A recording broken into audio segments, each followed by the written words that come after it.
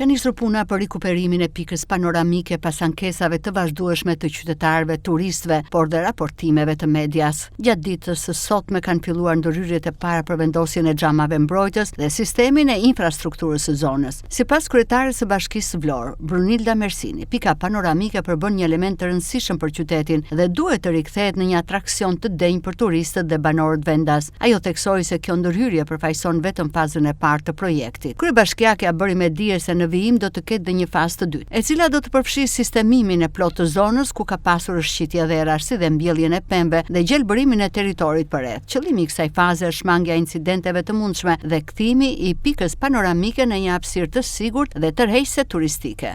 Po e nis nga fjala dëmtuar. Po pikërisht është dëmtuar nga qytetarët, të cilët këtë pikë, që është një nga pikat më të bukura të qytetit dhe mund të jetë atraksion dhe për blonjatët edhe për turistët, dëmtohet.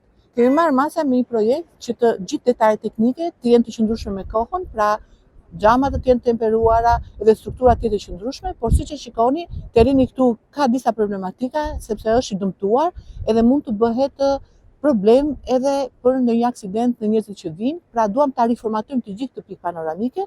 Kjo është vetëm një pjesë e projektit dhe pjesa e dytë e projektit do të jetë rehabilitimi i zonës, por thirrja dhe sensibilizimi për të ruajtur gjërat që bëjmë. Pika panoramike ndërtuar disa vite më parë ishte dëmtuar ndjeshëm si pasojë e thyerjes së xhamave dhe veprimeve të personave të papërgjegjshëm, duke humbur kështu funksionin e saj dhe duke u kthyer në një problem sigurie. Blu Televizion e ka trajtuar këtë çështje në disa raste, duke evidentuar gjendjen problematike dhe nevojën për ndërhyrje urgjente.